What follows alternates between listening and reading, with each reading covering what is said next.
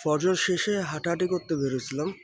তা আমার এই পিছনের কবরস্থান দেখে আমার একটা কথা মনে হইল যে আল্লাহ না করুক, এখন যদি আমি মারা যাই তাহলে আমার মধ্যে শুধু একটা আফসোস কাজ করবে যে আমি আমার ফ্যামিলির জন্য কখনো কিছু করে যেতে পারিনি। মানে আমি মনে প্রাণে চাই আমার লাইফে এমন একটা দিন আসুক যেদিন আমি আমার বাবারে নিয়ে আমার মারে নিয়ে বাজারে গিয়া কইতে পারি যে নাও তোমার যা ইচ্ছা, বাজারে সবচেয়ে বড় মাছটা ধরলে বড় মাছটা কিনে দিতে পারি।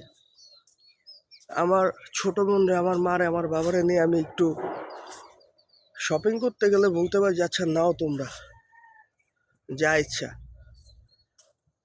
এমন না যে আমি চেষ্টা করি না ওই দিনটা আনার জন্য, আমি চেষ্টা করি, আমি আল্লাহর কাছে দোয়া করি, আল্লাহ যদি তৌফিক দেয় ওই দিন যদি আমার জীবনে আনে, তাহলে ভাই বিশ্বাস করে আমার তো বেশি খুশি আর কেউ হইব না।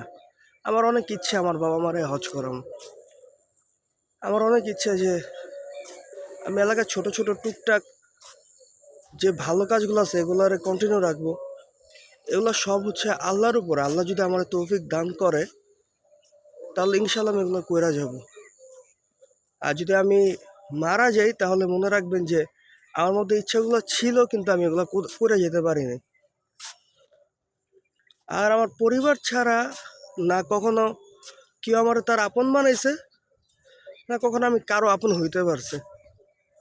তো আমার এই একটা আফসোস ছাড়া যে আমি আমার পরিবারের জন্য কিছু করে যেতে পারি নাই, আর বিন্দু পরিমাণ কোনো আফসোস, কোনো অনুশোচনা কিচ্ছু কাজ করবে না। সবাই দোয়া করেন যাতে আল্লাহ জীবিত রাখা অবস্থায় আমি আমার ইচ্ছাগুলো পূরণ করে যেতে পারি।